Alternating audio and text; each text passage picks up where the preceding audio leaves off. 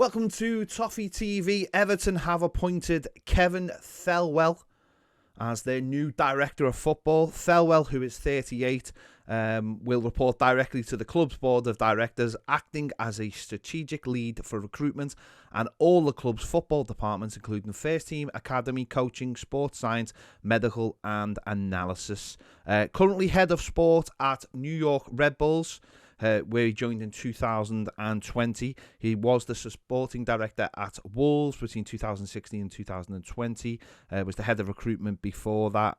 Has been working with New York Red Bulls, guided them to the playoffs in 2020. And he has said, "I'm greatly looking forward to working with Frank and the players to help the owner and board achieve their long-term football objectives." So there you go. We have got a new director of football appointed. Obviously, Marcel Brands left the club in December. Thelwell also says, "I'm so pleased to be joining Everton and have the opportunity to play a part in the club's ambitious journey as well." He said, "The owner and the chairman and the CEO all presented compelling reasons for me to join the great club, and I'm really excited to have the opportunity to work with them all to move Everton forward. I can't wait to get started." There you go. So Everton have a new director of football, and we'll have more on this as it comes in. Frank Lampard has faced the press today ahead of tomorrow's game against Manchester City at Goodison Park. On the injury front, obviously he confirmed Abdoulaye Doucouré and Damari Gray would have been training this week and could be involved. He said there that basically they've got to be very careful with both players because they've been out. Obviously, Doucouré's been out for 4 games and Damari Gray's been out for the last couple of games.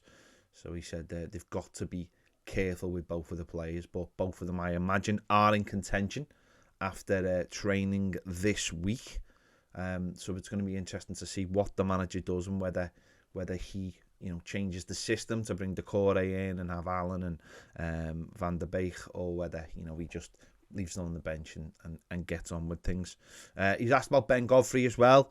He said Ben Godfrey won't be back. It's still a couple of weeks away. But they knew it was going to be 5 weeks. So he's on course to be back in a couple of weeks' time, possibly for that game against Spurs. So we'll have to wait and see on that one. Obviously, Lampard was asked a lot of questions about how to beat Manchester City and how on facing Pep Guardiola. He said I've had both experiences against the team, playing not so well but winning the game, and playing well but not winning. But it's new, fresh approach from my point of view. He was also asked about obviously keeping Everton in the Premier League, which he said, I came here knowing it wouldn't be plain sailing as such, but we won't be derailed. The players have been good and confident and positive. A lot of talk of them, in training and being very upbeat and getting that mentality right.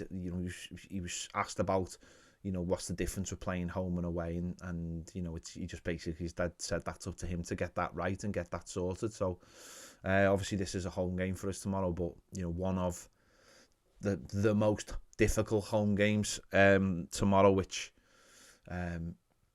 if results don't go our way, could see Everton drop into the bottom 3, and hopefully that doesn't happen, and hopefully we get a positive result out of it. He was also asked about Vitali Michelenko, and obviously the situation in Ukraine. He said he's okay. I've spoken to him.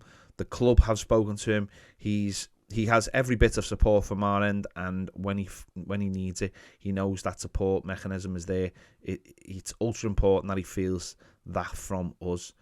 And it'll be interesting to see whether he's involved, whether he starts the game. I think Yarmolenko at West Ham is not involved with their game because of the situation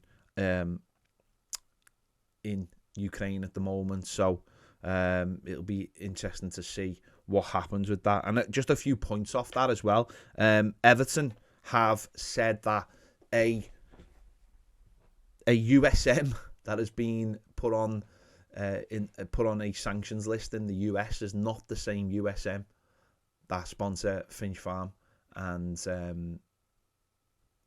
other parts of Everton Football Club.